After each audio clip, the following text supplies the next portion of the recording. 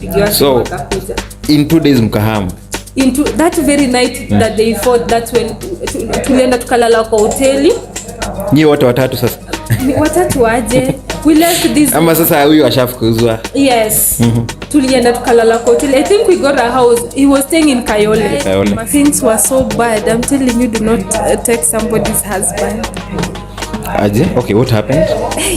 So I'm now wondering if you guys are fighting. People ya pili natoka wapi? Does it mean bado mlikuwa mnadhinosha hata kama mmekosana?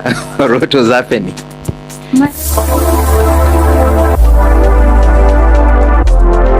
Hello guys, mambo vipi? It has been long manze tangu when we last shot kunaendaje show manze. So leo tunarudi kunaendaje show. Basically is about social issues, that is love, work, hustle, relationships, breakups and all that. So manze, na leo tumekuja na episode moja moto. Are you ready for it guys, man? Stay tuned, niwalete guest moja mngori sana manze, muenjoy hii episode. Au sio bana? Karibu sana, stay tuned, na kama kawaida jo usikose kusubscribe. Lego. Hello guys, welcome back once more manze, na venye niliwa show our guest is now right here manze. Ningependa kumintroduce and then we kick off the interview right away. Ama namna gani? Karibu sana ndani ya Savik TV. Asante. Yeah, so tungependa kuanza na introduction first. Tuambie wewe ni nani? Yeah, basically that. The introduction. So my name is Jackie Patra. I'm a mom. And I think basically that's it about me. My name is Jackie and I'm a mom. Oh. Yes. So welcome on set, Jackie. Karibu sana. Thank you. Yeah, so basically what we normally do in this show, that is the Kunaendaje show, huwa tuna feature stories about life. Stories about life, that is hustle, relationships, basically maisha. Yes. Heartbreaks, nini. So feel free kufunguka, just feel free. Hakuna mtu atakujudge. We don't judge. Mafani wetu wa judge kwa hii show. Yeah. So okay. Feel free kubonga tu kitu yote. So maybe Jackie, tungependa kukujua zaidi. So maybe unaweza tuambia like Jackie alizaliwa lini, how you were brought up, hadi kwenye uko sahi.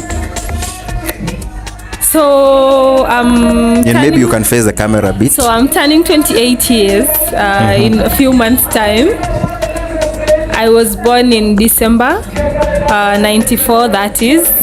So that's why I'm saying I'm turning 28 in a few months time. Okay. I was raised in Kisumu, born and raised in Kisumu. Oh. With both parents, my dad and my mom. Though I come from a polygamous family, we are 22 children. Actually, we are 22. 20? We are 22. So those are two football teams. Like kuna team moja kuna 11 this side and another 11 this side. Yes. A whole football team. Nama fans. Parents are fans. Yeah, nama fans. Yes. So my daddy was very hardworking, as you can see. Yeah. having I get that. 2 children and actually getting to take care of them fully. Oh, sure. Yeah, he did well. So that is my life. I was brought up from Migori County, but I was raised in Kisumu. So your original home is in Migori? Migori, yes. But you were born and raised in Kisumu? Yes. So your dad or your parents stayed in Kisumu? Yes. Is that where maybe your parents worked or something? My daddy used to work with, I think with some people. I don't know which people. Or I don't know how. I think with the quarry farm, he was one of the managers there. And there's a time he was also... Do you have quarries in Kisumu? Yes, we do have one. At Kanyakwar village. Oh, okay. Yes, and my dad was one of the managers in that farm of theirs at those time. And there's a time I think he was also an MP aspirant or an MCA at the village. MCA imekuja like 10 years ago, so that must be way back. Councillor, yeah, sure. Councillor, yes. Councillor. So back then at the village, I think I was still a toddler by then, yeah. So you don't really, you have very faint memories of what used to happen. What then really used to happen, and then in my family, like from my mom, we are 8, and I'm the second last born. I've been the last born for the longest time. My follower is right now in Form 1. She just joined. So you thought you were the last born, then boom. Actually, I was the last born. So your dad must be very hardworking for sure. My dad was very, very hardworking. That one I give it to him like 100%. Yeah. Big up. Yes. So I was the last born for the longest time, and then boom, Rihanna came. That is the child who's following me. So she's called Rihanna. She's called Rihanna. Yes. Is it really your parents who gave her that name, or it's? It is us. Because she was so adorable. She was so skinny. She was so beautiful. And then you loved Rihanna's music. My brother, the guy I'm following now, is called Steve. He's the one who actually named her, and we embraced the name as the family. Definitely. Okay. Yes. Hello guys, welcome back. We had a bit of a technical hitch right there, but we're back now. So Jackie, umetuambia about your family, about where you were born. So maybe unaweza tueleza shule ulienda wapi? Primary school, high school, college maybe? My high school was my education was a bit hectic. I think I was very playful. By nature I'm a playful person. So I think I changed like 3 schools in primary or 4 schools. 4 schools. There is a time I also got expelled in primary school. What did you do? I mean, it's very hard. School. Oh, you're in boarding school? No. I was in primary school. Like a boarding school or a day school? A day school. Then how do you run away from a day school? That was a public school called Migosi by then. So I had a friend, like, we have friends and everything. And then I went to stay with my sister. And I felt like my elder sister Judy, and I felt like she was not treating me nicely like her children. And I felt like she was a bit unfair. And she was not giving me break money. Yeah, she was not giving me break money. So me and my other, my friend called Jolie. So she also told me that her sister is not treating her nicely. So we should run away from home, run away from school. So we had a plot. There's a friend of ours called Valerie who apparently knew somebody in Nairobi. So we say that we are all coming to Nairobi to that friend. In which class were you then? I think I was in class 5. So you're running away from school in class 5 to come to Nairobi, and you know nobody in Nairobi at that time? No, Valerie knew someone. But yourself, you knew no one? Trust issues. I so trust people a lot. Okay. Yeah, so I think that's what misled me. So we had to look for money. I think I had to ask money from my sister's husband, my brother-in-law. He gave me 200 bob. And by then train. Which year was this? 70 bob. Which year was this? You people should not know my age. No, I mean 200 bob way back then. It was around 70 bob. That is so many years ago. Yes, so many years ago. Guys, I'm very old. So but remember, you just gave us your year of birth. So you people want to start calculating. So it was in those 2000s and something. Okay. Yeah. So I was in class 5. We decided to run. So before my other friend got money, so we went to a relative of theirs at Railways in Kisumu. So we went, stayed there, and I just felt like I missed home. So I wanted to go say hi to someone. I think I wanted to go say hi to my brother. I think so. And remember, we are in hiding 3 days. You're not going to school? Not going to school. Nobody knows where we are. And still I have the confidence of wanting to tell somebody bye before now I ran to Nairobi. So when you were leaving your sister's place to run away to Nairobi, did you maybe carry some home clothes or something? I didn't carry anything. I think I left with uniforms. So you're running away? Yes, with uniform, yes.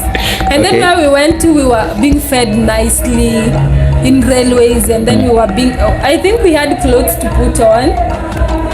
Whoever was housing you in Railways, didn't he or she maybe question why you're not going to school? She didn't inquire, because we had a relative of theirs, Hapo.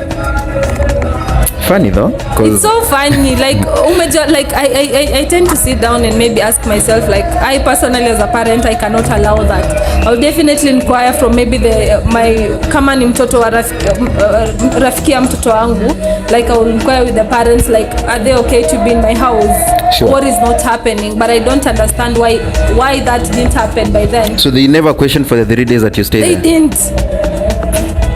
Okay, fast forward. So, how do you live there now? Tukakimbia. Mimi kuenda kusema bye, nikashikwa, nikaenda home. Nilichapwa. Going back to school, my friend succeeded going to Nairobi. Really? Yes.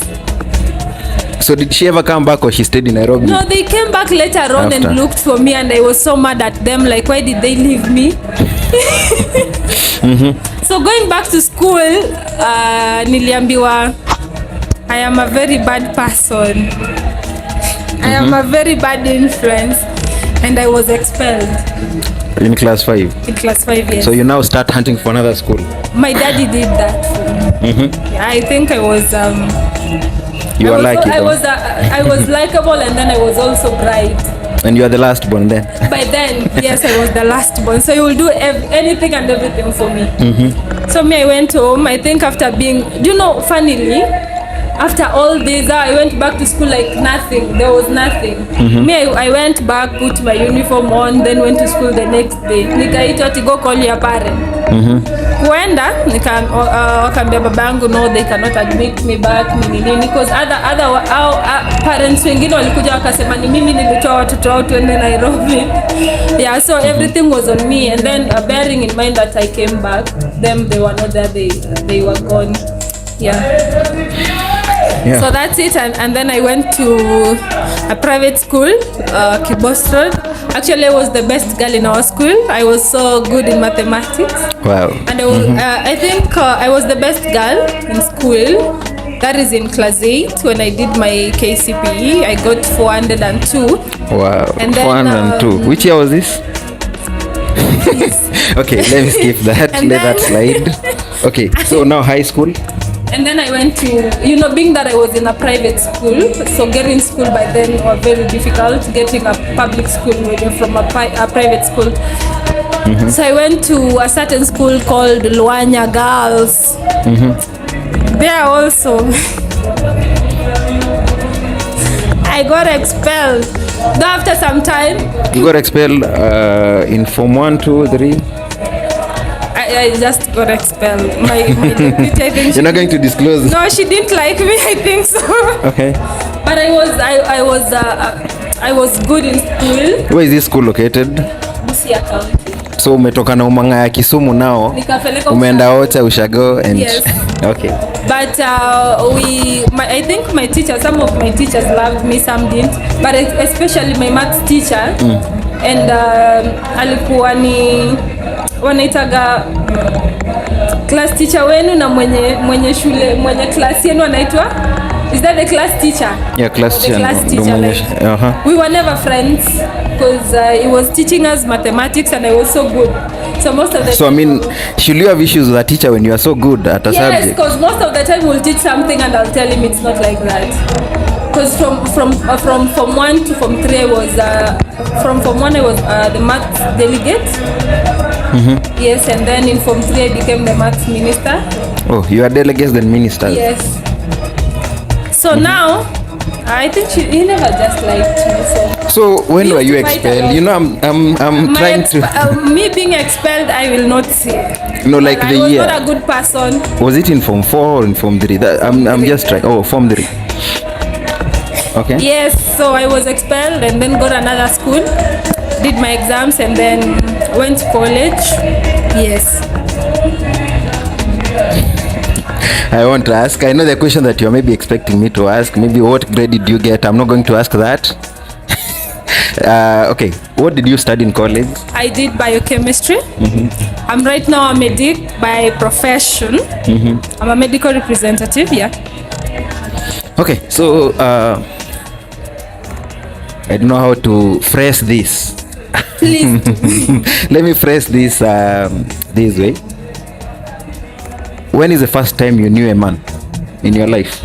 Now, besides your father, besides your brothers? In when I was done with my form 4, my fourth form, that was in 2010. So you've now sorry. So you forgot, and now you cut that part. I'm not going to cut it. Guys. Yeah, so she lost her virginity in 2010. I didn't That's say when she first knew a man. Like I knew, knowing a man is talking to a man. No, you're always talking to men. I mean, there are so many men in your life. Your siblings, your parents, your uncles, so and all that. I mean, yeah, that's what I meant. When did you first fall in love? Let me refresh that. I fell in love with a guy when I was in high school.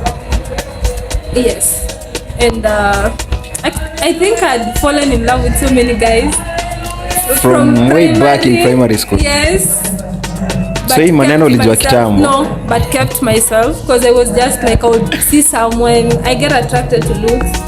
I would see someone, then like, oh my god, this person is handsome. Oh my god. I think I even used to find some guy in primary school. Oh my god.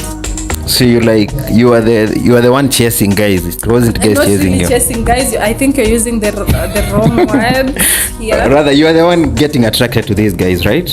Not really. So you are the one shooting your shot. It was mutual, but I get so I have something with inaitwa gwaje, like cooking on something when you like it. Yes.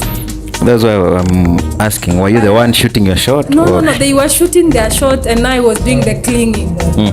Yes. You were kind of simping. I think I was simping. Yes. Okay, yeah, so maybe now you've gone to college, so what happens after that? After that, I think I started hustling. While still in college or after college? Like kuna holidays, I used to hustle. I was in the FMCG field doing promotions in the supermarket and everything. Yeah. So while you were still in college? Yes. So when do you now finish college and when do you then meet? I got a job as a merchandiser with Hasba Kenya. While still in college? No. After college? Yes, and then I got a job with Hasba Kenya as a merchandiser. And then I think I was doing a good job, got promoted. I changed jobs within the FMCG field. Yes, and then now to where I am currently, back to my profession, that is in the pharmaceutical field. Yes. Okay, now I think we now have a brief about you. So the main reason why we're having this conversation, as I said, Kunaendaje show basically is about social issues, and part of these social issues is breakups, relationships. So maybe I'd like us to discuss your love life. I believe that is the reason why we're having this sit down. Sijaipenda, I think so. Yeah, so unaweza tupe experience yako, how's it been? From kitambo.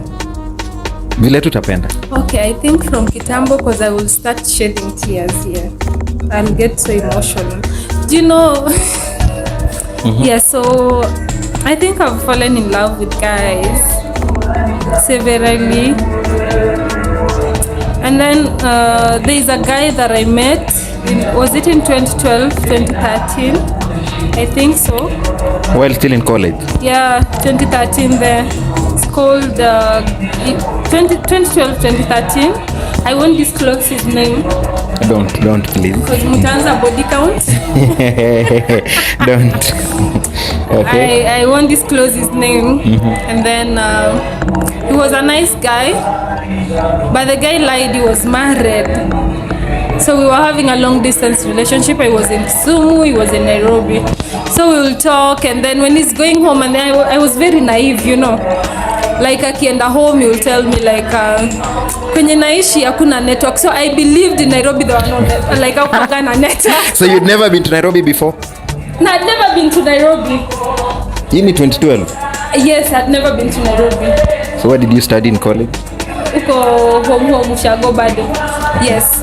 So just within Nyanza still. So hii time anakwambia hakuna network home, ni usiku peke yake?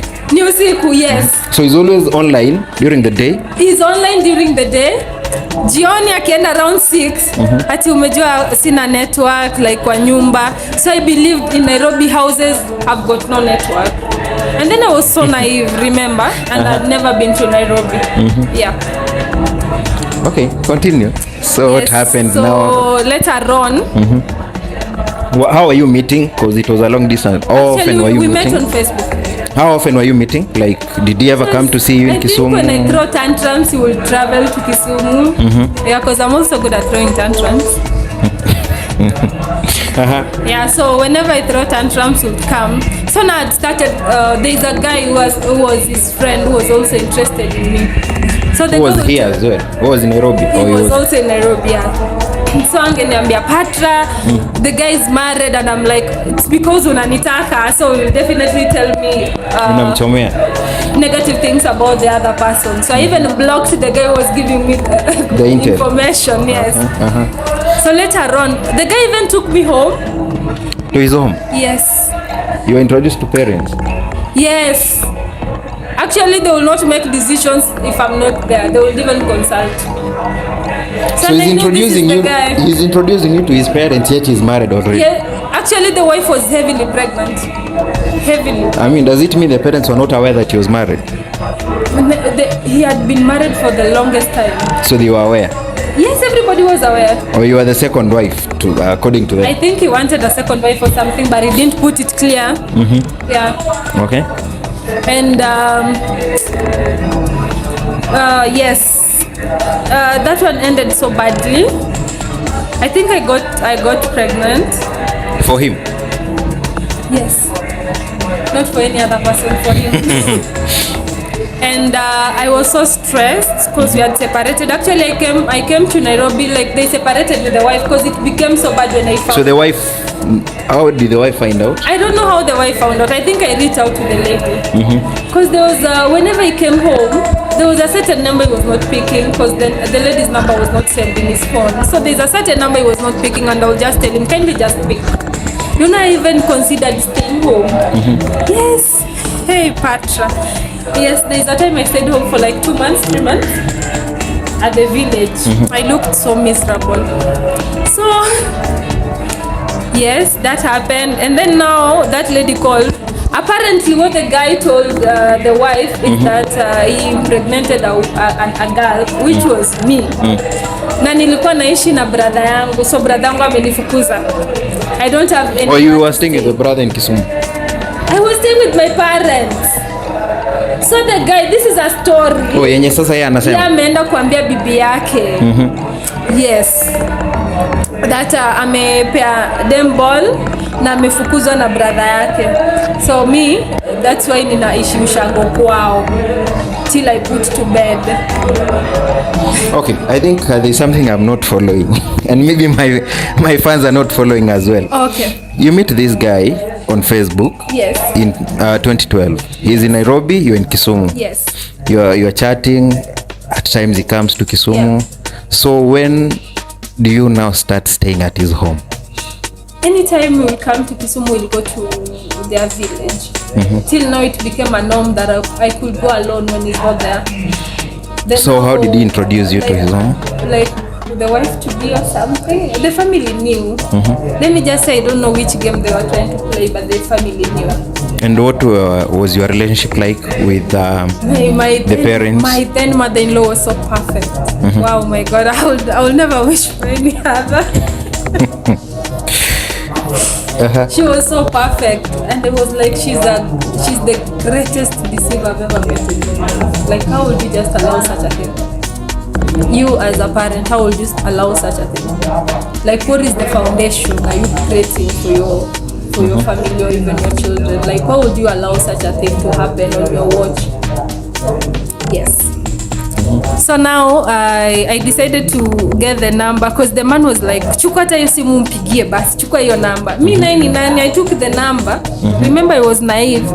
I took the number, called the lady, ati wende ni Patra, nimesikia huko. No, wacha huyo dema niambie.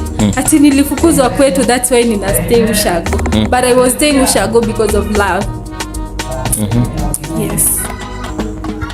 And then nikatoka, I packed my bags. I think it was December. I packed everything, my bags. So by then you're still heavily pregnant? It wasn't that heavy because it wasn't that big. Yeah, ndio ilikuwa inaanza. Yeah. So I packed my bags and left. I was crying in the vehicle because tulikuwa tunaishi Ushago huko Yala. Now you're crying going to your home. Imagine. And parents wako walireact aje about this relationship ama wako aware about it? My mama didn't like it. Ilipata dad alisha pass in 2010. So I was just now nilikuwa na my mom. Yeah, my mom didn't like that relationship from the word go, and she was very very against it. So I went home crying, and you know moms are moms, they will just accept you back, just like the prodigal son.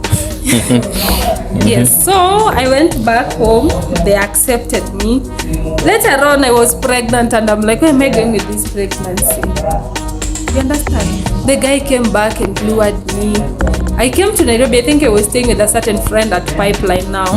I came to Nairobi kidogo kukaa juu ya ball, unaelewa. Nikakuja nikakaa kidogo Nairobi. The guy found out I was in Nairobi, akakuja akaniambia twende tuishi na yeye.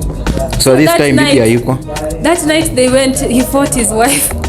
Na wewe uko hapo? And the wife, remember the wife was very pregnant. I think the wife had given birth. By then? By then, yes. Because huyo bibi yake aliza, I think we share birthday with that baby. It's called Precious. Yes. We share birthday. The baby was born in December. I think I even paid money for the hospital bill. Yeah, okay. It was 15,000 at home. I gave the guy the money to solve. Yes. So later on, wakaenda wakapigana.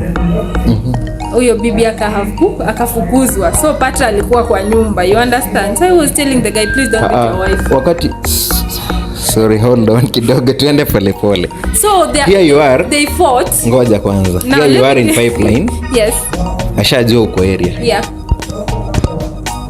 Akipigana na bibi yake, are you there ama unasikia story kwamba so now they fought. The wife went. You know that is the house they used to stay in. So mimi vile bibi alienda nikaitwa nikaenda. You remember sasa the house pregnant, nyumba iko open like sasa. Anakuambia si nilikwambia nitamfukuza. Yes. So and you are still naive then. So yes, so mimi nikajua this guy amefukuza huyu mtu juu yangu. Unanipenda My God, mimi nikajibeba kiguna njia I went. So the neighbors knew this lady as the wife because they had stayed there for long. So you know neighbors out there. Wakampigia simu kuna msichana mwingine kwa. Mimi naye na short ya bwana yangu. Short? Yeah. Because I didn't carry my clothes. Wacha Nancy akuje. Oh, that is a name now. Ile vita ilikuwa kwa hiyo nyumba. Sasa unapigwa ama wanapigana? Si mimi wanapigana. So amekuja na bwana ako kwa nyumba that time. So imagine even the lady didn't know that I was Patra. Alikuwa amejua ni dem mwingine tena, the husband was talking to anaitwa Rachel. So later on ati nasikia akiongea na Kijaluo, my Patra koso Rachel, like kulikuwa na mwingine tena, unaona? So mlikuwa wengi tu. I was so many. Yes. And I think I was the most stupid one by the way among the so many. So later on akafukuza huyo dem, ikabidi tuhame that very night. I think I had some little money. Hey, hold on. Umejileta? Yes. That very day ulikuwa umefika? Ama ulikuwa umelala once? Nimelala twice. Ndio. So umejua maybe neighbor hizi jo huyo ataenda. So wameona 2 days kuna mwenye ashaka sana. Yes. I think that's when akapigiwa simu akakuja. In 2 days mkahama? Into that very night that they fought, that's when tulienda tukalala kwa hoteli. Nyie wote watatu sasa? Watatu aje? We left this. Ama sasa huyu ashafukuzwa? Yes. Tulienda tukalala kwa hoteli. I think we got a house. He was staying in Kayole, Masimba, I think so. Akipatra. Yes, so we went to Meja Kayole. Getting houses si ngumu hivyo sana. So we got a house. Tukahamisha vitu that very night.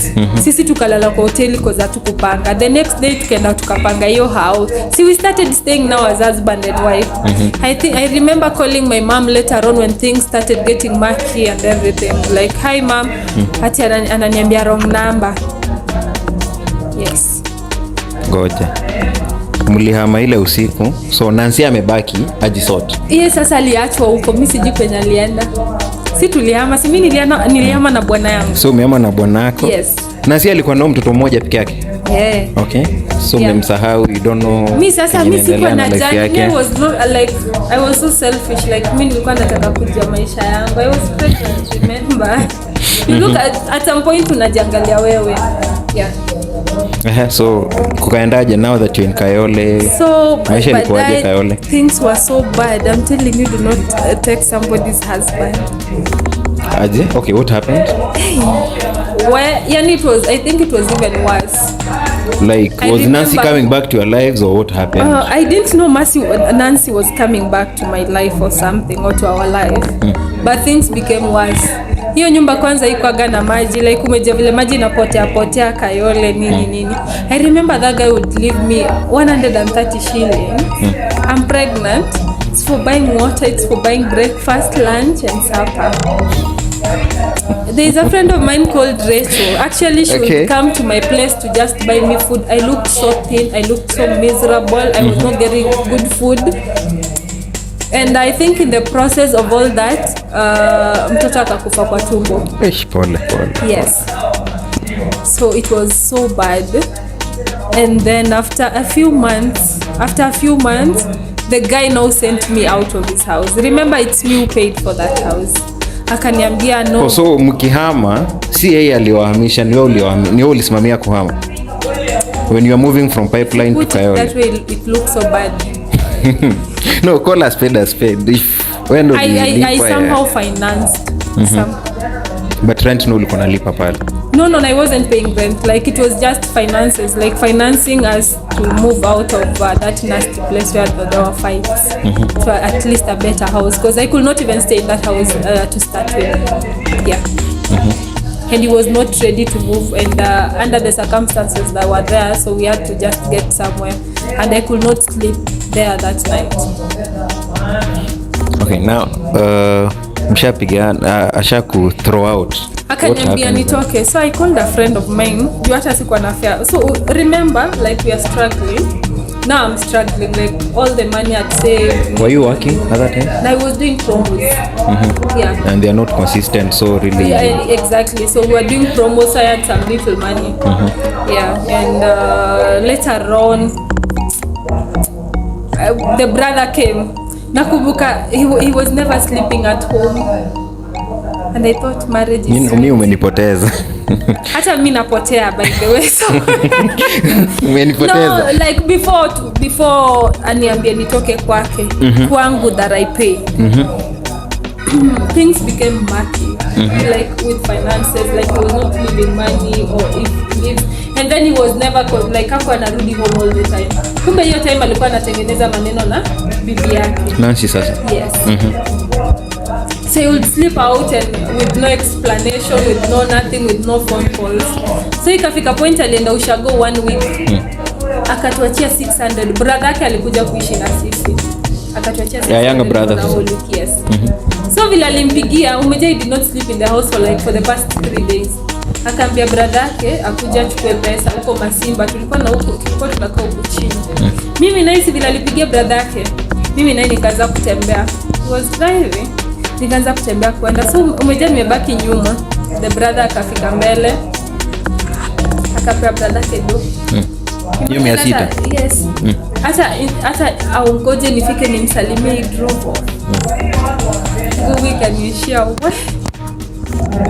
like the madharau that came with it. You understand? Like somebody is pregnant for you and you are staying with that person. You've called your brother to come get money and you've seen somebody you're calling your wife. Anakuja, but you give your brother that money and then you drive off na unaona nishafika. And you're there with your friends. For your guy. Baadaye like alikuwa ushago akiwa kwa karibu kurudi akaniambia nijipange nitoke. I thought it was a joke and I thought that I was told like let's call a spade like intimacy na side ya kurudisha things straight, and I know he will come back, we'll do our thing and we'll be good.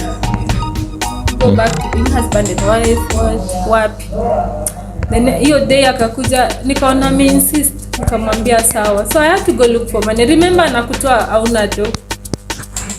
Ujua nahamia wapi? Yeah, I called a friend of mine, akaniita Jam Rescue. Akanipea 2000. Kwa 2000 nikarudi nikapaka vitu zenye naweza paka kwenda nayo Kisumu. So that day kufika kwa nyumba, kumbe alikuwa ashafika kwa nyumba. They locked me outside. Na brother yake still ako hapo ndani, so yeye and the brother, so they locked me outside. I begged. Nikamwambia okay, let me just sleep mpaka usiku ishe. The next day natoka. Niliingia yeye akatoka. The next day he woke me up, like actually it was a text that woke me up at 4 a.m. Safe journey. Yes, like I woke up at that 4, packed my things and left. I came to Kisumu. Nika struggle. Later on I came back to Nairobi. I thought like nilikuwa najiuliza meja kuna watu wenye usema tumbo zao hazikubwa wakiwa na ball. So I thought that I was one of those people.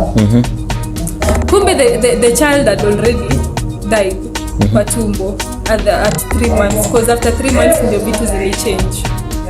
And I was like, I thank God for my life, for me to be here. It's not normal for somebody to lose a child. Like mtoto akufa kwa tumbo and even survive 2 days, you can die. So mtu yeye alikufa 3 months, lakini mlijua lini? Nilijua after 7 months. I'm telling you, even the doctors did not believe. Nobody believed the pregnancy was 7 months. Yes. So I came to Nairobi. So by the time unatoka, by the time mnaachana, bado huko umeenda usikujua kama boli iko hai ama there was no money to do that.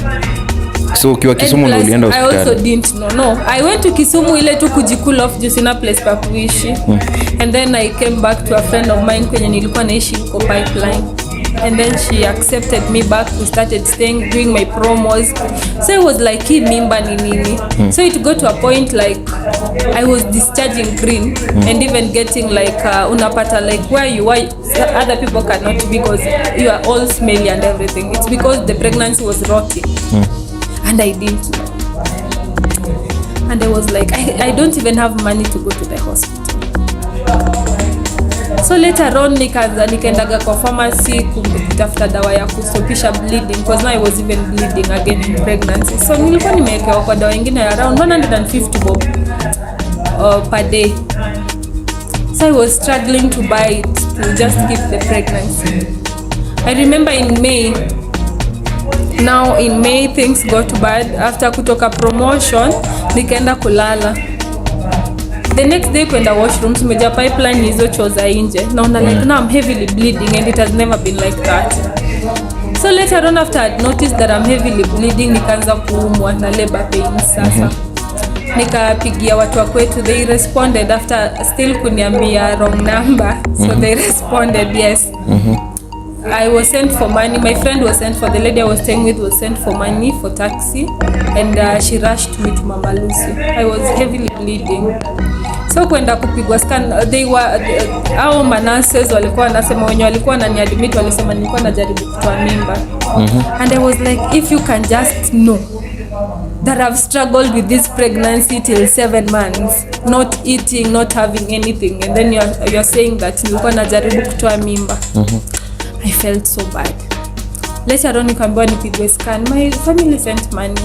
Ile kupanda kitanda scan, mtoto akaanguka chini nikipanda bed, because like now it was formless, because remember mtoto amekufa mimba like kama 3 months kwa tumbo, and then anatoka after 7 months. Nobody believes that, because you cannot survive even 1 week with a dead kwa tumbo yako. It was green. It looked miserable. And then later on nikaenda nikaoshwa. I came back.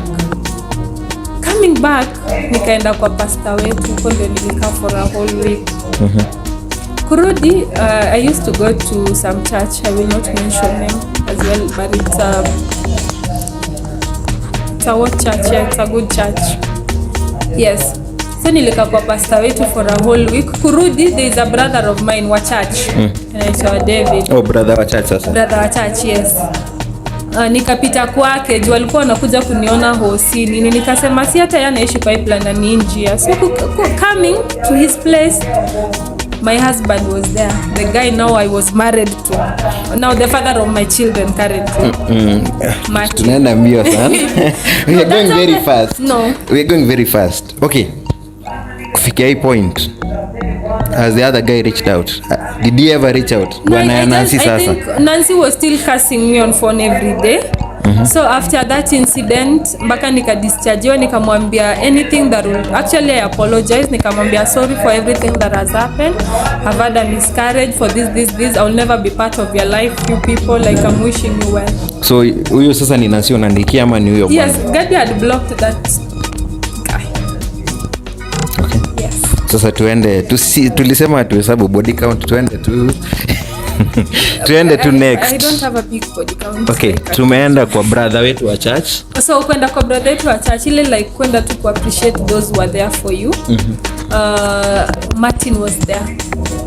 He was with a friend of his from the village.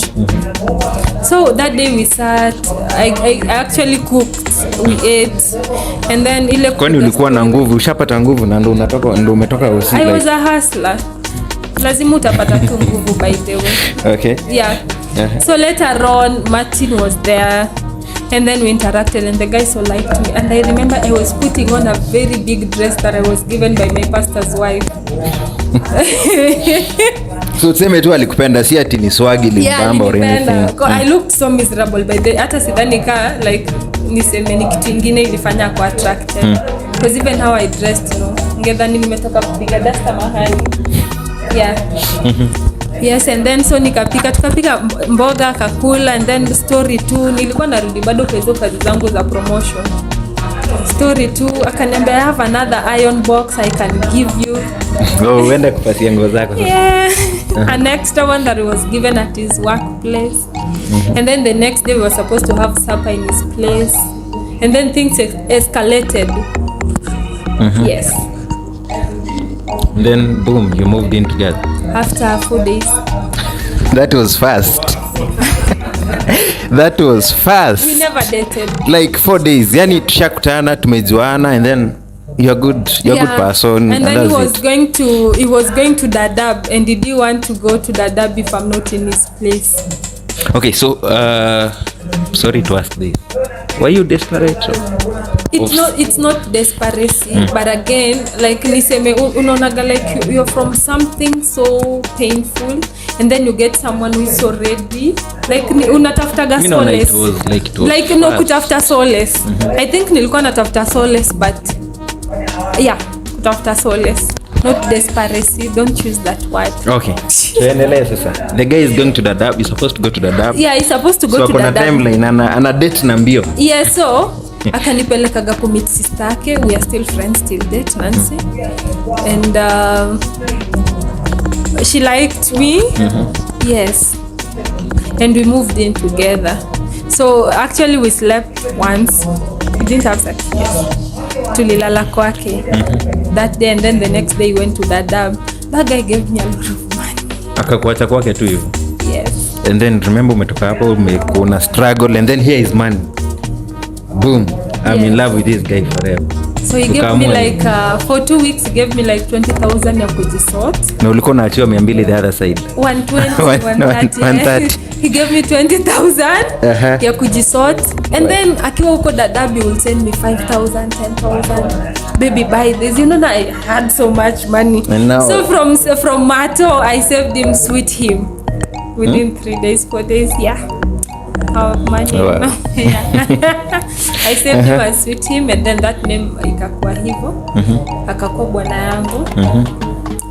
We went to the village. I met his people. Sasa akishatoka Dadaab. Yes. So alikaa Dadaab for how long? Alikaa Dadaab 2 to 3 weeks. Yes, he came. So in 2-3 weeks you'd received like 40K from him? A lot of it. I can say more than that. Yeah.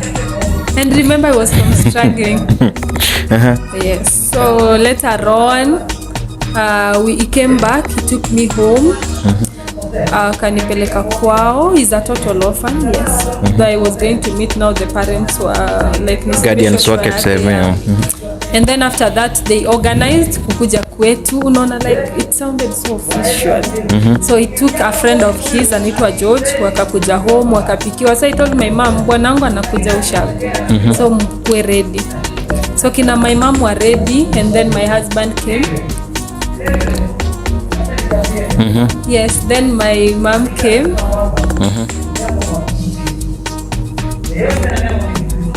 Then my mom, my mom cooked. Yes, and then they ate, and then he made his intentions so clear that he wants to marry me and what. And then there we were married. Like officially, ama church, ama like how was? No, that cultural, traditional. Yeah. Walilipa mahari. That one we'll get there. Okay. But we had done the introduction bit of it. Like kwetu tunaita aye. So aye is as good as almost dowry. Yeah. So we came back, I think, and I got pregnant again almost immediately after the miscarriage. Because I got pregnant in, it was that incident, the miscarriage thing happened in May, and then we met May. When he was coming back in August, I was pregnant. Mungu alikuwa ashakurudisha ule mtoto ulikuwa umelua. Yes.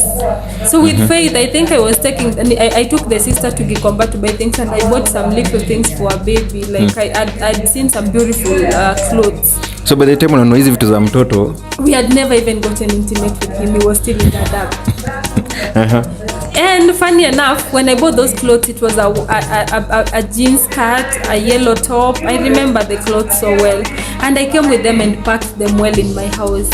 Do you know who I invited to my house? Nancy. The sister? No. The other Nancy? The other Nancy. Your co-wife? Yes, my former co-wife. Okay. And she came to my house. I cooked for her maini and ugali. And those clothes that I had bought for my unborn baby, the baby that was not even there, I packed them and gave it to her. Because alikuwa na mtoto msichana Precious. Yes, nikampea kaenda naye. I think that opened my doors in a way, you know, as believers. So mkuwa na beef na Nancy, you were like, I was trying to mend things and I was so sorry. Yeah. So you believe that she forgave you? If she didn't, it's up to her. Have you ever spoken since then?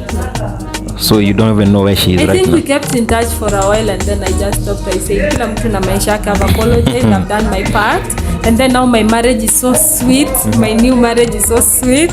So I could not follow up that. And this other guy, did they ever reach out? I'd blocked him, and my husband bought me a new line. So that was it. So now when we decided that it's marriage, I was bought for a new line and a new phone. So all this gone. Yeah. So we started fresh. Okay. Yes. Tupe story sasa. And then now we stayed. You were pregnant. We were so happy.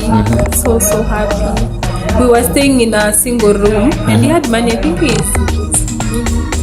he was a miser in some way. So, because I'm looking at this, he's leaving you some 10K, and he's staying in a single room. Yes. So now he said, I'm not staying here, I'm pregnant. And nikakuja kutafuta nyumba huku kwa ndege in 2014. Yes. So now tukakuja So single room ilikuwa wapi? Pipeline. Actually nilikuwa naishi 7th floor. I've struggled in this life. So nilikuwa Nancy pia alikuwa anatafuta nyumba. So nilikuwa namwambia my former sister-in-law. Yeah, now she's a friend, so I call her my friend. Alikuwa anatafuta nyumba, so I'll tell my husband that nasaidia Nancy kutafuta nyumba, nasaidia Nancy kutafuta nyumba.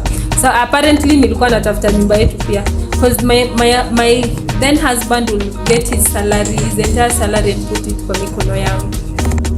Really? Do you have such men? Yeah. Ati napata mshahara na kuwekea kwa meza. I was doing all the planning. Wow. So remember, like, I've never seen such a thing. I've never seen such a good man. And then there he is, and said, what? Yeah, so nikasema, I'm also good with planning. Yeah. So I had planned, So nikasema hizi pesa nitalipa nyumba, rent na deposit. So nyumba yetu ilikuwa 4,000 in pipeline. Yeah. So later on nikapata nyumba. I sold our bed and the chairs, the seats we used to have in pipeline. So moving was so easy. Mimi nilikuwa nimeshapata 2 bedroom huko kwa ndege. It was around 12,000. But I think hiyo pia, I mean that upgrade was quite big. I mean, how do you just move from capable. A single room mara moja to bedroom? It was actually capable of even renting a 4 bedroom. But why did you need a 2 bedroom yet you were just the two of you? I was pregnant. So mshatafuta room ya mtoi? Yes. I was thinking ahead. Okay. Yeah, so nikatafuta hiyo 2 bedroom tukakuja. So later on vile nilishapata nyumba and I moved things, I moved things in secret, he didn't know. So nikamcall, like he was so concerned. He will call me like 5 times 10 times in a day. Which man is this? I mean, ati anakupigia 5 times 10 times a day. Yeah. When you want to please someone, you'll do everything. I think he did his best. Calling you 5 times 10 times a day. 10 times in a day. Why did I even fall in love with him? I really love consistency. Okay. And he was so consistent. Yeah. So akacall, in fact nikamdanganya feeling bad akuje. Hiyo ni around saa 10 akuje. Akatoka job immediately. Baby ni mgonjwa, acha ni. Yes, I'm sick. Hata hiyo time umeja, sasa hiyo time nilikuwa naenda tu ma Avenue, Mata Hospital, pesa iko. Yeah. Pesa utas. The other time hata ungeenda usio. Hata gava ilikuwa ngori. So siji mara do this ama we call an ambulance ama we do, nikamwambia no babe, just come. Remember now is babe, he's my husband. Yeah. So he came, nikampick up, akajiuliza, mwenye ni mgonjwa na namchukua because he was expecting Nancy ndio amchukue, now the sister. And then now I welcome him to our new house. Surprise, yeah. So we bought some few things, started staying, then we upgraded till where we were up to the time we were separating. Yes. So things got bad when the guy took 650,000. Okay, before vitu zikuwe mbaya, mtoto alikuja when? In 2015. So by the time mtoto anakuja, were things good ama zilikuwa zishaharibika? Things were murky. Okay. It wasn't so stable because I learned about the biashara that they started. Do you know you were telling us about the 650k, so tuendelea. Yeah, so kulikuwa na, I think when I was cleaning I had a house girl.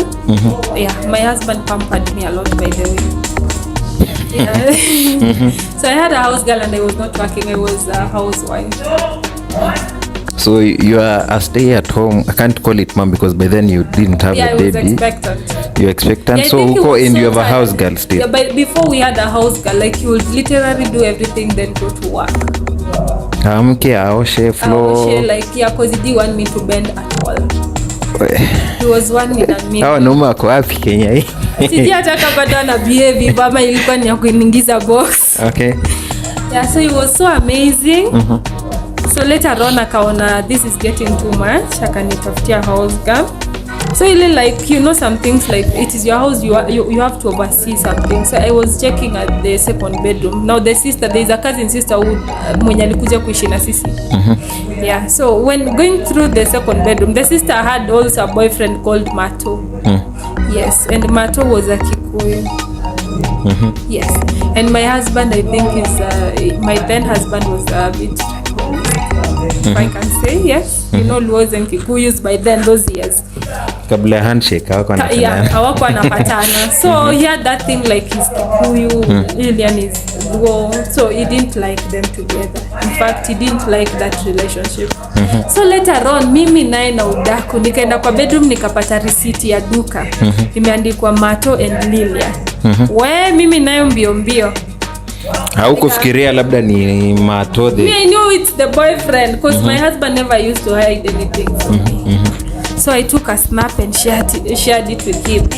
Hey, unasemaga Mato ni mbaya. Mato amefungulia Lilian duka tao imenti house nini. Imagine ananipima akili na amejua niende mwenye biashara. I was so heartbroken. Okay. take a stop kidogo hapo. Pause kidogo nikuulize. So hii duka ni ya Lilian ama ni yako? Ilikuwa, the shop was supposed to be mine after the baby was stable. So Lilian alikuwa ni kushikilia, it was supposed to be a surprise. And this guy was really caring because kama nimeamua nikufungulia biashara, by the time unazaa ukuja kushtuka kuna biz. I don't think he was hiding anything. He was so hiding because I think when you people are married, everything should be transparent. But you like tell you about the surprise. If you want to start a business, remember it's a business. You are investing. I think you people should sit down and have a discussion.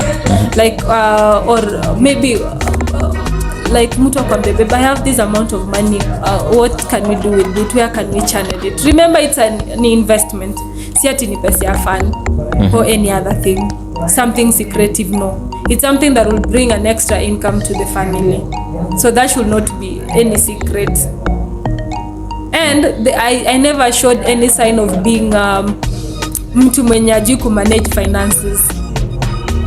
So if ninge show sign like I don't know how to manage finances, maybe that will be like a good reason for him to hide that biashara thing. Okay.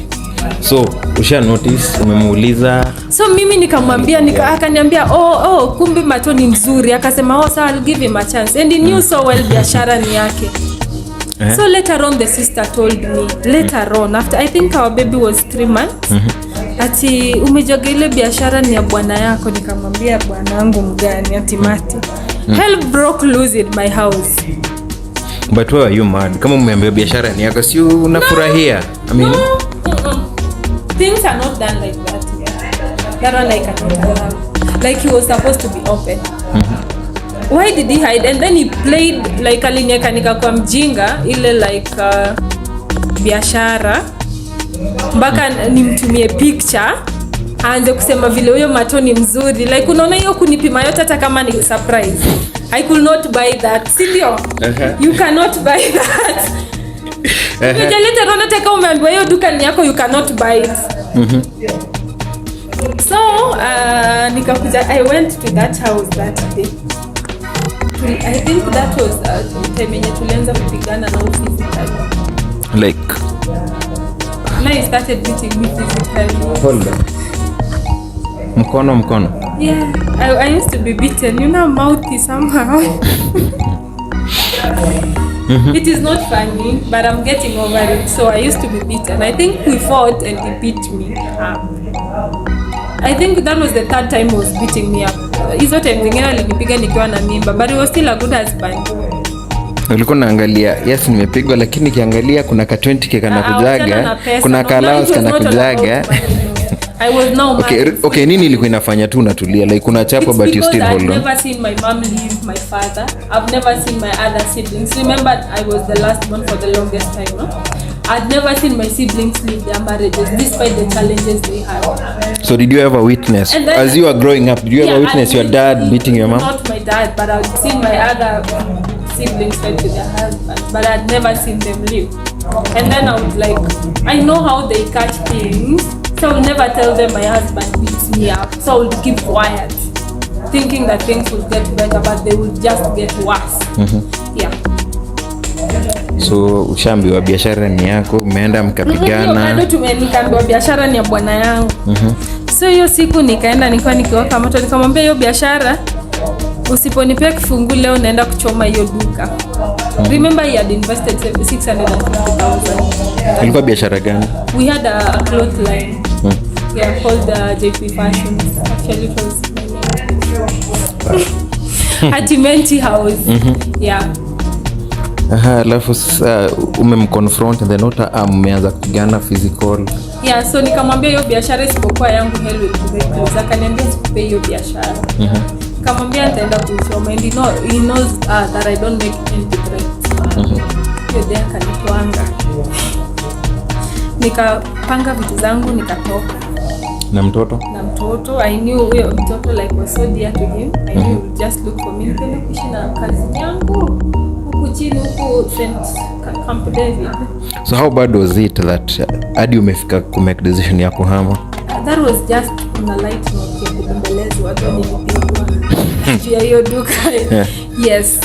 So nikatoka, baadaye after 3 days I went back to my house. So umejirudisha hako kufuata. You thought he could follow you but hakufuata. No, he had to follow me because of the child. So alikuja and then karudi. I'm telling you that very day I was given the key to that show.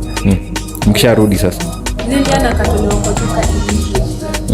I was given a full authority and actually added me money to restock again. Yeah, I think he added me around 100 and something thousand. So I went to Uganda to buy some. Hey, your man was rich. He was then rich. Yeah. So biashara ikudu well. I think because I'm trying to bring it down, I will put on stock. Yeah, so and then our baby was very expensive. Yeah, we made the first child. Like gone through a lot. Yeah. So the business went down. The business went down. I closed the business. 650 kakunywa maji. Nikarudi kukaa home, providing food. So things became worse and we started fighting. You know, finances now became so low. And then also the same sister akamdanganya kuna mtu mwenye anaosha do. We were so naive, we didn't know about the wash thing. Akaambiwa Sijaki leta 10k na double up in how much. So the guy looked for 2 million. What? A cool 2 million. And we went back. 2 million. Yeah. Ati now that one was to bring a machine from Belarus. Ya kuosha do sasa. Yeah. Yeah, it was for hiring. So like wakaleta, you know, pesa mingi tukakunja. That day even we were not talking to the neighbors and I was like, so we did that man energy triple. Yeah. Energy triple. So muongeleshi neighbors because until myself I told my husband I want a white car. Yani so amuongeleshi neighbors juu mnaona mshaomoka like life isha change. Like I didn't want them to come to my house to see like ninaenda kukua rich after a few hours. So ilikuwa like walete nini kutoka Belarus. Kukuja the guy came, wakaanza kufanya hizo vitu za kuosha, kumix chemical, unaona ukweli mpaka pesa zetu ziliekwa kwa nini? Iliekwa ink. I think it's ink, I don't know what they use. So inaoshewa kwa nyumba hii?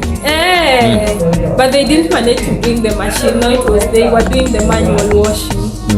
Yeah, wakakunja pesa. Ati machine went somewhere else. Yeah. So as we believed, akasema cause umeja like a lot of money, hiyo kuosha it takes process. Mpaka ipigwe basi. That's what they did with some little money like that we saw was legit. I think I even went and opened a different bank account for putting a lot of money. Because all the money was going to go to my account. Yeah. So later on, I think nilifunga bank ya cooperative. See my life. So later on wakasema this is a lot of money. Tukaenda kwa bedroom yetu ya pili. Tukaeka hii pesa nishike ink vizuri waeke juu ya vibuyu nini.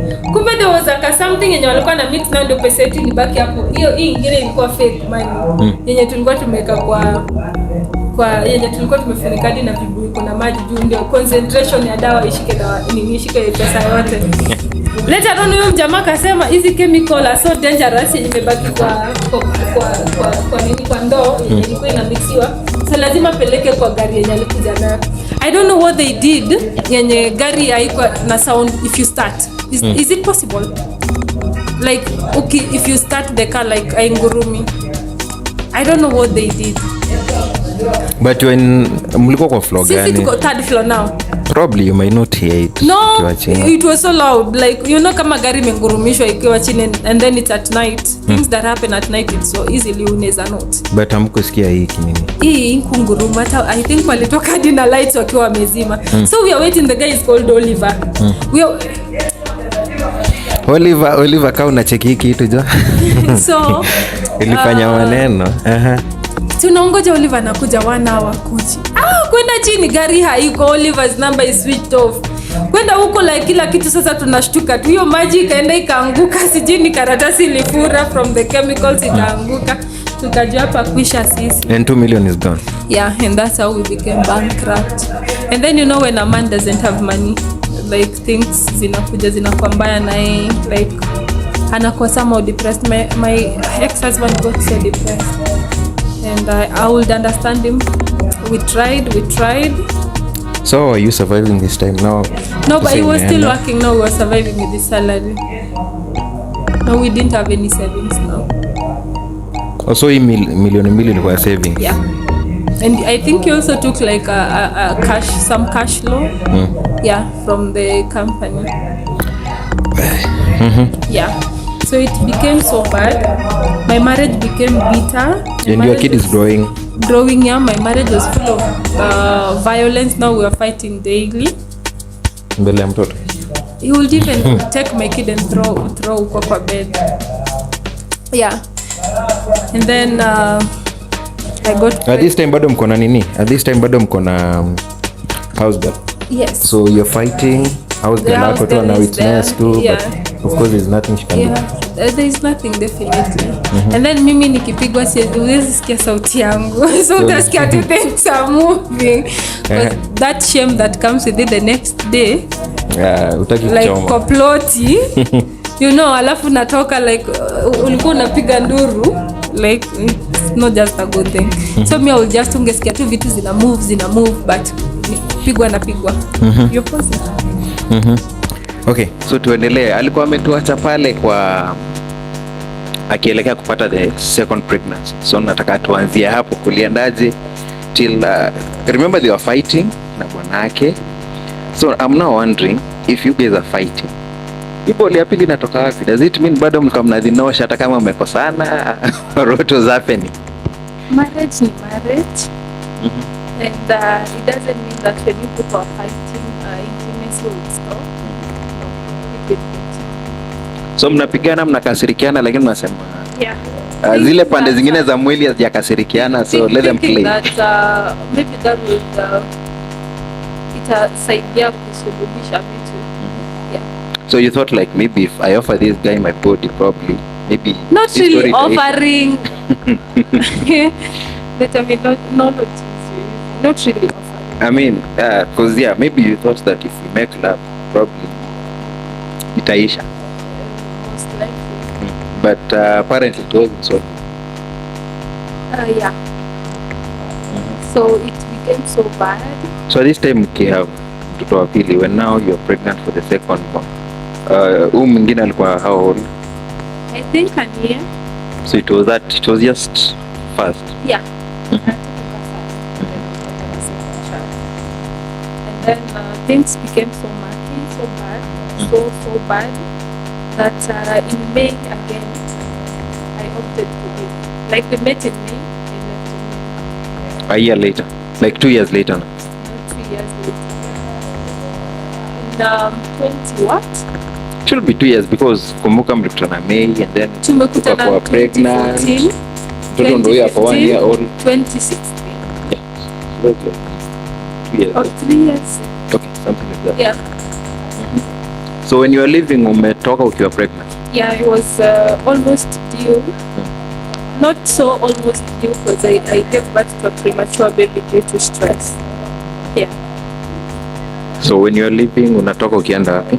I had gotten a job as a merchandiser in Haska, Kenya. So I was leaving because I was also earning something. And hii kazi ilikuwa within Nairobi? Or? Within Nairobi, yes. So I got a bed sitter. And then things were so bad, you know, like I was not, by then I never used to do things on my own. Ulikushazoea. House girl, daily. So you know, this bending and what, but I left with my house girl. We were there with her and she was an old mom and she was not doing my things perfectly. So later on also the complications that used to come with my job. So I had to take a mat leave also early because most of the time nilikuwa niko on light duty and you know kazi ya mtu hawezi shinda na light duty. Yeah. And I had somebody who was helping me at work.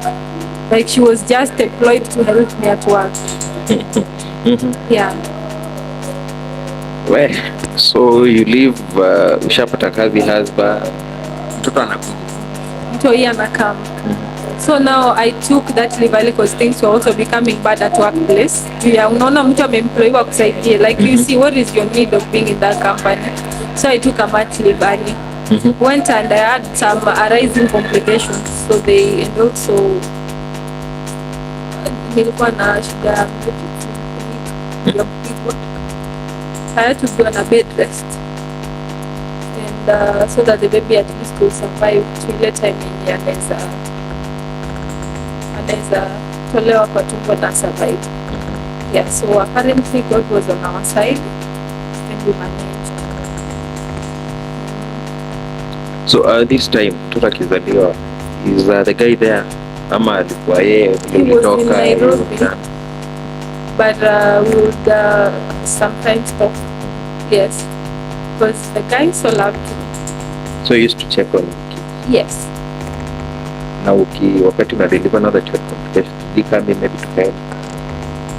His dad helped in a way, but my mama paid the rest of the money, around 66,000 in cash at the hospital. Yes.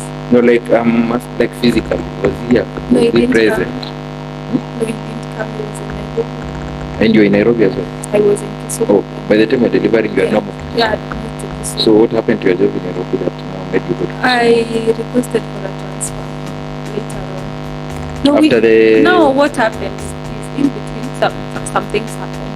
So I went, delivered, then the guy came home with his people. But he wants his family back. So we came back with him. Not really like I packed my things, came back. He rented for me a house separately from where he was staying his height. He was seeing somebody else. He had already moved on? Yeah, he was seeing someone else.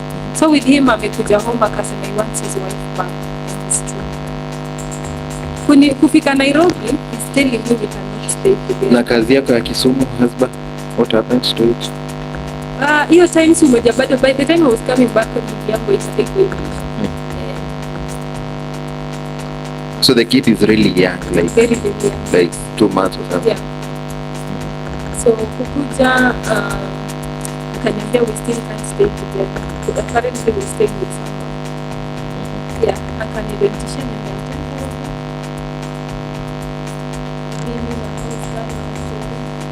so niliona, I told my mom later on, like, Martin alikuja kunitoa home, now we are not staying together. My mom didn't know. Yeah. Then later on, I requested now for a transfer from husband when my leave initial, because I was really struggling. I was earning 20,000. Yeah, I was really struggling. So from a transfer now? Niende Kisumu. Oh, yeah, like Kisumu. Yeah, where my family wako. So I went to Kisumu. We were not like separated hiyo time sana hivyo, because unaona alinirentishika nyumba. So I went to Kisumu. Later on, nikaenda kukaa Ushago, me and the children. And so I was commuting from Ushago to work in town. Our Ushago was not so far from town, it was in Chiga. Yes. Sasa ako Nairobi, he has moved on, he has another chick that he's seen. Yeah. Does he keep reaching out? Watoto wanaendeleaje? He used to, and then suddenly stopped. So how did you now operate? See, now that's when the struggling kicked in. Things were so bad. We lacked food. We lacked clothes. We lacked everything. So you're working, but again, hii pesa ni kidogo, so it cannot really sustain you. Now, later on, I lost that job. So now things got worse when I lost the job. You have 2 kids? Yeah. Na hakuna kazi? No job. No husband. Just staying at home. Actually, not just home, at the village. Yeah. Kwenyu ama kwao sasa? Wow. Okay, so aliwapeleka kwao? I opted to go for thinking that maybe he would support us because these are the children and everything. So he actually supported for a while then. So he knew all along that you are at his place, but now wazazi wake je? Okay, you told me he's an orphan, but ana siblings? It is just him and the sister. So maybe the sister alikuwa, umeniambia alikuwa friend yako, so was she like maybe trying to assist or something? Her hands were tied. She didn't have a job. She was also a housewife. But maybe is there a way she could maybe intervene? She could. My then husband was somebody who could not talk to and listen. Because even when I was staying with them, they were not in good terms with the sister. So I was trying to bring them close. Me as partner. So I tried all I can to bring them close. So how long did you stay in the village? I stayed in the village for long. Like at now, you're working sasa. Wow. For so long. More than 6 months. And this time mtoto ni mdogo kabisa, food ni shida. Yeah. So how are you managing? So si saa zingine kama Mungu amekuingia, you would send somebody to buy us rice, buy us food, and then ikayapo survive. And then I also had a shamba, so nilikuwa na mboga, nilikuwa na lima. So at least mboga zilikuwa available. Yeah, I would literally go to my shamba and lima. Turn around side kujadili. It was not really a turnaround. But how can I just put it? So I decided to leave the village. I left my children. Kwa huko sasa. Yeah. Na uliwacha na nani now that? I got a house now. Take care of the children and the family. So ulimwambia mimi naenda na akakwambia utafute house. So at this time you umeondoka sasa, he was providing. It was obvious lazima Yeah, house. so he started providing, but remember that is in the village and everything. So umeja tu life ya ushago na watoto nini. Yeah. So when you left, ukaenda? So I went to my sister's place, then later on got my own house. Kisumu bado. So, yeah, so hiyo ilipata I think we went home and then again he came for us. Unaona? Kwenyu sasa. Sasa kwetu, yes. Akakuja anataka bibi yake back. That was in 2018 ikiisha. We came back, we rented a house again here in Pandege. So you came to Nairobi? Again. That one we came in December. We came in December 30th, 2018. Back December 20th. Na the other person mwenye alikuwa naye kwa nyumba? I don't know what happened. I didn't care. So we came, we got a house. We stayed till February. Actually January mwisho. So that was like 3 months? 1 month. Amekuja December. Or December 30th. So it's like January, February. No, it was actually January because the job that I had, I started in Kisumu. I started it before 10th of February. So it was basically a few weeks. And within the few weeks, it was hell on earth. So mmekuja na watoto nyote? Tumerudi sasa, niko na house girl tena, niko na watoto, niko na yeye. So things became so bad, like violence. Yeah, hiyo kupigwa, it became so bad. Like mpaka like mtu angeroll waya ya stima mara 4 akuchape nayo, you see. And then I say, That was it. I cannot do it anymore. So nikaanza kutafuta job and then I landed job ya Mjengo Limited. So nikaomba transfer. Nikasema I can only work, it wasn't a transfer. I applied for the Kisumu position. Yes. So you wanted to be Far from him, yes. So I got that job, came to Kisumu, stayed with my sister for a while, then rented a house. So hii time umekuja Kisumu, you leave your kids in Nairobi? Yes. Again, I left them. So with him sasa na house girl? With him na house girl. So later on, nikakuja nikachukua mtoto wangu mdogo na house girl. And then nilichukua mtoto wangu mdogo kwanza. Yes. Because alikuwa hata hapo amefikisha 1 year I think. Alikuwa 1 year. But alikuwa malnourished. Considering hakuwa na yeah, so she looked young and very, very small. Yeah, so I took my child, nikangangana. Later on, house girl wangu alikuwa naenda, so I took Stephanie as well. Hiyo kazi ya Mjengo ikakujaga ikaisha in 2020. Some kiwa Kisumu wote. So Yeah. you're now reunited with them? Yeah, so kanipeleka children's department. Akasema I am just partying. Yes, I was partying. Yes, because the depression that comes with it. So he had so many things against me, and then plus alikuwa na evidence pia. Yeah, and then plus I didn't have a job, and I could not take care of the children, and the children were not going to school. So he came here and already paid school fees for the firstborn, because firstborn at least alikuwa around miaka za kwenda shule, huyu mdogo ndio hapo amefikisha huko. So akiwa amelipa school fees already, and they look at the well-being of the child. Huko amekaa nyumbani aendi shule, huko ashalipiwa the school fees, and the father is capable, he has a job. Me, I'm there as a mother, I don't have a job. So he was given custody of the child. The firstborn? Yes. So me, I remained with the small child. So akakuja naye Nairobi sasa? Yes. The house girl. And then later on... So this was the same house girl mlikuwa mna move naye hapa? So no, you got another one. Yeah. And then ukaendaje sasa? And then I don't know what happened with them, with the house girl. Later on he came for the other child. So I gave him the other child as well.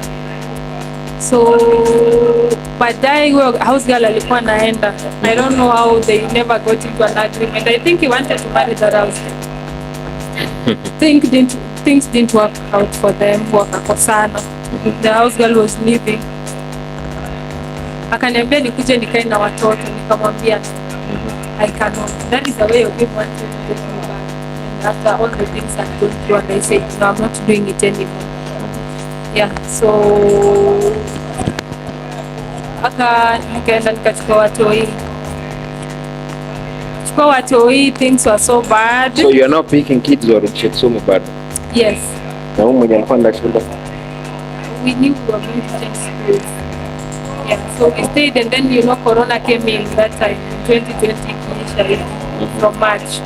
So sikojua kuna time shule zilikuwa watu wako shule. Yeah, so your time, so tunaona then I think the kids we were staying together. And then in 2021 schools reopened. My kids were just home, they couldn't go to school. But you hauna job yote? Sina job. Sina do ya kuwapeleka shule. The guy had stopped supporting us 100%. Yeah. So had he moved on now? Yes, he's married now. No, as in at that time, 2021, alikuwa shaoa? No, not yet. I think he got someone mwisho wa 2021. So kunaendaje now? When do the kids now start going back to school? I went to fight, like still get the custody. So I went to fight watu wa FIDA so that I granted back custody 100% and also for child support. Yeah. So he agreed on paying school fees and then I was given back the custody. But later on, even the school fees I think it became a problem for some time, like tungevutana bado ndio ama vitu zenye alisema atafanya kama hizo za shule tungevutana, and then I got so depressed, like other children are going to school and mine are not going to school. Yes.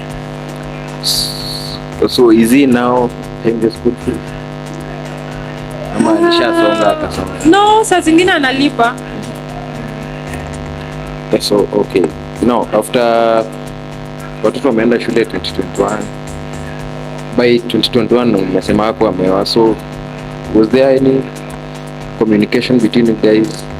Anajaribu kuongelesha, maybe come back? Yeah, he tried that till last year December. Yeah. And why did you maybe opt not to go back to that? Because anytime I had gone back when he wanted his family back, things were getting worse and worse. And I think I was not ready to go back to a violent marriage again. I had also tested a single life as an adult. Yeah. Okay, I think there's something that I'd seen that you posted, that there was a time you had a near-death experience. Alright? You had a near-death experience, like that one was it's when he had beat me up and choked me and I was unconscious. Okay, when was this? Like that is when we were still in marriage. You already had the second kid at this time? No. Ulikuwa first born peke Yeah. yake?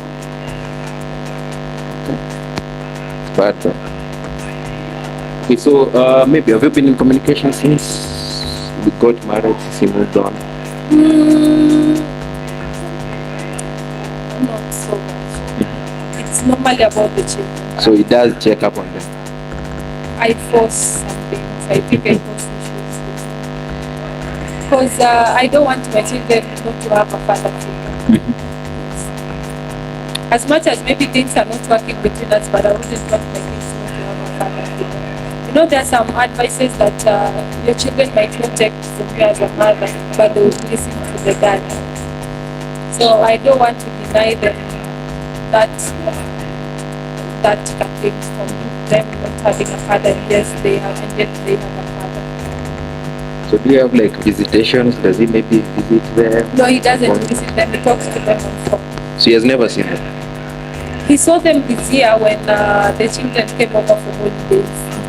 Had forced them to go to their dad. Yeah. But anytime I would call him, he wouldn't pick up and say he's far. Actually, he packed everything that belonged to the children and brought them back. So ni kama yeye alishajitoa in their life. Yeah, alijitoa. I remember the woman he's staying with texted me and told me like ati sasa pata text I was in Nakuru at work. Ati are you home? Sijui unaweza kujia vitu za watu wengi. And I told let the dad handle. Because I don't think if it was appropriate for me to have a conversation with the woman. Remember? So akaniambia no, the dad amesema nikuongeleshe. Nikamwambia sawa basi, I'm not there at the moment, but when I come back I'll let you know. Akaongea vibaya, nikamuuliza did you text me with an intention of annoying me or something. Tukavurutana for a while, but later on the things came. Ziliondolewa nje from their house, iliyopo kwa balcony, and I was like, this is somebody who has decided to disack the kids completely. So why should I do something on them? But now when my children came, them with their dad, we not, because umejua wamekaa nao kwanza past wamekaa naye sana, si kama last. So at least there's a bond. There's a bond. So ati daddy, so all the time, mommy daddy, and I was so tired of hearing the daddy song all the time. So I decided to look for the dad so that the kids will at least. So later on I sat my kids down and I told them, I am your dad and I am your mom. Mmeshika break, mkiniuliza kuhusu daddy mami. Yeah, because clearly I sat them down and talked to them. Nikikwambia usikuje kwangu utakuja, and they told me no. So nikamwambia daddy alirudisha vitu zenu, so meaning hawataki kwake. So I had to tell them what is happening. Yeah, so later on my daughters also insisted that basi let me talk to him. Niliona daddy alirudisha vitu zetu lakini hakurudisha bagi yake na umbrella ya pink. So I got so emotional, for a child to say that. Then I gave him the phone. I gave her the phone, Stephanie. Pigia baba yake. Akamwambia daddy, sasa poa. Niliona umerudisha vitu zetu, but hukurudisha umbrella yangu. Atiko wapi? Akajaribu kumwelezea, but definitely it could not have been there because everything was removed and then the house was under somebody else's care. Walikuwa shaka. I don't know where they moved to, whether they moved or they still remain in the same house. Yes. Well, your story, yeah. It's quite emotional. Yeah, it is. So maybe how did you handle depression? Because obviously at some point you are really low. How did you handle that? I'd considered therapy. Yes, so I had a therapist by the name of Yvonne. A therapist in Kisumu? Yes. So therapy, church? Yeah, therapy and church, basically. Those are things that made me push through. And then, because at some point I did some miserable things. I was so deep into alcohol, deep into going out. I got in a very bad depression and even gave my children out to my sister now because I could not stay with them. I didn't want to look at them. Yeah. So then 2020, actually I gave my life to Christ in 2020. Yeah, fully 100%. So it was God and God and God and God. Wow. Yeah. Then ifika mahali unasema like it's too much to take in. Yeah. So maybe any advice that you have to those there are obviously a lot of people struggling going through what you've been through, and maybe unapata mtu anachapa and all that, but anasema let me just, since I have no ability to pay my own bills, let me just stay in. Hata kama anachapa and all that, let me just stay because sina ability ya kulipa my bills. Maybe what can you tell one them? thing I would say is that I'm not in the best place to give somebody an advice, because these marriages are different, and whatever I can endure and pass, like car is different from what the other person anaweza kuvumilia. So maybe what naweza kuvumilia ni different from what naweza kuvumilia, so kila mtu amejua kwenye geti na Sure. and maybe marriage was not for me by then. Yeah. And what I can say is that ni Mungu mbele kila time, because if it were not for God, I could not have been where I am currently. And I could have even died the other time when I was so choked almost to death. Yeah, so it has been God, and it has always been God, and it is still God taking me places. So what I would just say to the people going through a lot, you know, sometimes you tell somebody just concentrate on God or just talk to God, and then they're like, you know, when you're going through something, mtu akwambie wewe omba tu. Unaona like, do you even know, like, exactly. You're like, do you even know what I am going through? You're telling me to pray. Mtu amekwambia amelala njaa, mimi nakwambia wewe omba tu, like, do you even know what somebody? Food on my table. Yes. So it's like sometimes you cannot just tell somebody what to do. Yeah. Okay, maybe any message to Martin? To Martin, I don't have a message for him. No, I'm just wishing him well. And areas that I wronged him while we were in marriage, I asked for his forgiveness. And he was a good guy till things changed between us. But I believe is in good hands with the person he's dating currently, or the person he's married to. And I would say when they're not fighting, things would be very good in that house. Yes, and Martin needs mtu wa kummotivate na mtu wa kumpush through na mtu wa kumwambia he can do it. Like he needs a cheerleader. And you are the cheerleader. I was a cheerleader. And that made him do a lot of things, by the way. He built at home. The house is like complete, like 100%, like utadhani ni ya tao. Kuna electricity, kuna maji, kuna nini, kuna kila kitu. Yeah. So do you miss him? No, I don't. It's a tough question, but I don't. You don't.